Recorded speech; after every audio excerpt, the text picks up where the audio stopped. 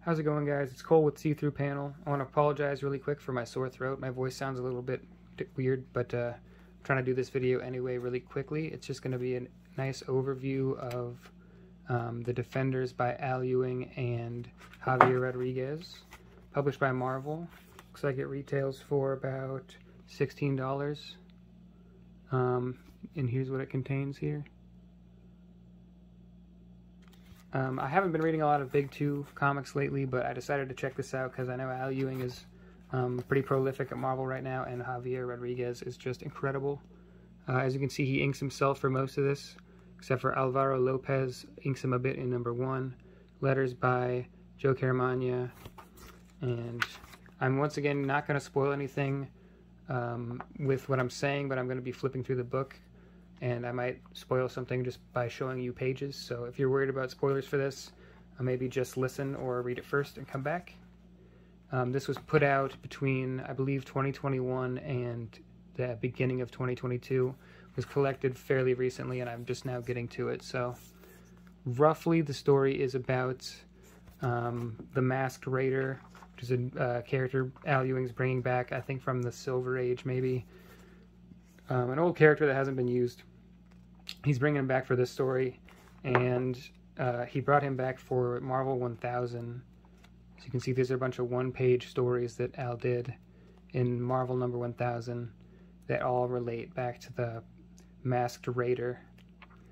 And he kind of just set it up for this story here, and I believe, from what I can tell, it's completely resolved in this story.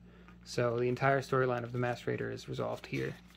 And the reason I think this is worth talking about, even though I don't normally talk about Marvel or DC books, is that Al Ewing's doing a lot of things that remind me of Alan Moore / Grant Morrison here. He's taking a larger look at what comics are, what makes comics so awesome, and kind of just the history of comics as well. There's a bit of a meta-narrative here about the history of comics, and also the history of the Marvel Universe, which, ironically, Javier Rodriguez is the artist on the book, The History of the Marvel Universe as well, and he's just phenomenal. Nice sound effect. The fact that he's inking and coloring himself for the majority of this book is fantastic. I love that. And these two are actually coming back together for another Defenders miniseries that's coming out right now.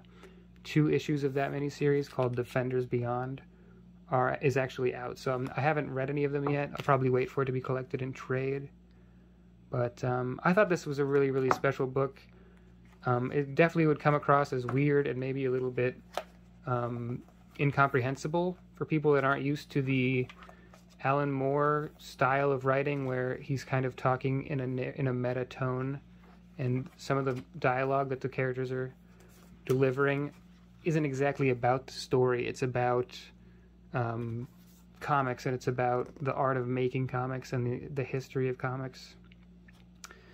The whole idea of the story is that I believe we're in the 9th. Let's find out. I think we are in the 9th iteration of the Marvel Universe, and they're going through iterations 8 through 3. So we're seeing like a backwards in time look at each kind of universe that's been reset over and over again by Marvel publication. And so we're seeing things that are callbacks to just really old stuff that I obviously was not around for. I haven't read a lot of it, but I understand where they're coming from. There's also a lot of tarot symbolism here. Each character on the team represent a tarot card. They're all reversed, which I found to be interesting. Let's see if I can find. There we go. So we've got the Red Harpy as the High Priestess reversed. Silver Surfer is Judgment reversed. And I love the way he draws Silver Surfer. Very kinetic, very Kirby-esque in my opinion. The Hierophant is the Masked Raider. And then, I won't go through them all, but yeah, there's a new character introduced here, created by Al Ewing as well, and there's also some storylines that pick up from the Immortal Hulk, which I have not finished. I'm waiting for the final collection to come out in hardcover before, but I know this here is from that. And this is also relating to one of my favorite parts, is that there's this character here, and it has all the 4 colors of original printing, so it's got the cyan, yellow, magenta, and black, and that comes back up later in here. These characters, this is called the 4-in-1. Are they 1 in 4? 4R1, there you go. That's basically the Fantastic Four of this universe, and they speak in looks like magenta and cyan, and they always have the yellow and black dots around their speech bubbles. Whereas this character, who is basically Doctor Doom, his name is Never Open, he speaks in black and cyan with magenta and yellow dots around it. And so basically it's just a kind of a semi-psychedelic, not really, but it is very confusing and very out there in terms of story. Journey through time, revisiting a lot of stuff from Marvel history. I'm not a huge Marvel guy. I don't know a ton about the world, but I was able to understand this, and it was very, very compelling for me. This character is really cool too. I don't know if, it doesn't seem to be an original creation. Their name is Cloud. Kind of a genderless, I believe it's a nebula that inhabits the body of a person. I'll go back to that split there. It's a beautiful spread. These are called archetypes. As you can see, they're representative of different characters from Marvel, but with a different take on them. I won't get into too much detail of what's what, but there is an actual key in the back where they discuss, you know, they're all numbered, and it discusses what they are equating to here.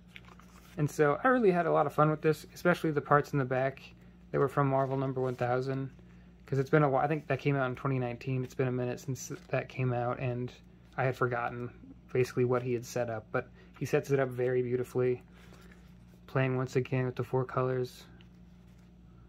And Javier Rodriguez just sings in this book, just absolutely gorgeous. He was made to draw cosmic insanity, and this book has plenty of that.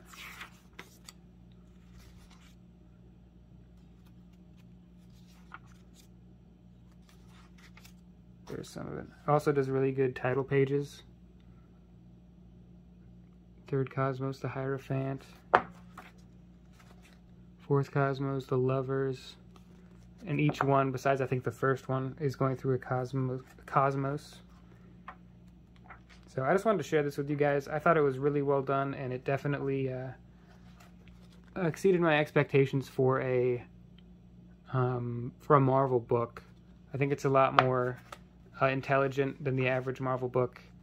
It has a lot more running underneath it than just surface level superheroes punching each other. There is that, it's still super that, but there's a lot more it has to say just about the medium of comics. And I think Al Ewing is really, during this phase, I noticed in a couple of his books, he gets super into the tarot and the kind of the sorcery aspect of it. And in that way, I think he writes a really good Doctor Strange. It's really interesting and kind of sings true for a character that I haven't really connected with in comics very much. But yeah, I really enjoyed this. I'm excited for the next one to get released, and I wish this was or I hope, I guess, that this sets a tone for Marvel to kind of lean into this kind of wackiness that Al has done here. I love the first spread they do. Rodriguez is really good at drawing the eye as well. There's a lot of good examples of that. I probably shouldn't flip all the way through it again, but he's very good at leading you where you want to go, especially because in this format, sometimes 2 pages can look like it's going to be a spread, but it's not actually a spread.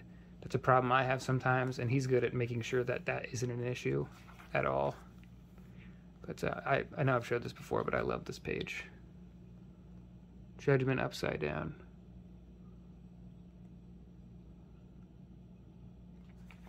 But yeah, I would recommend this. I would recommend pretty much everything Al Ewing has done at Marvel, but a lot of his stuff gets canceled early, unfortunately. Immortal Hulk is not an example of that. He went, I think, 50 issues, so at some point I'll cover that just as a general series overview, but I'm getting into this first, even if there's a little bit of stuff I'm missing for a little bit of the storyline, the through line for both series, but I would recommend it a ton. I didn't see it get talked about a lot, so I really hope that this video inspires people to read it and get the next miniseries, Defenders Beyond, because I think not a lot of people buy this kind of thing, but I think that they should, and make sure Marvel knows that this is the good stuff. It doesn't need to just be, you know, Spider-Man resetting and getting cloned all the time and stuff that I personally could care less about. But yeah, thanks for watching, guys. Let me know what you think about this book if you read it. Peace.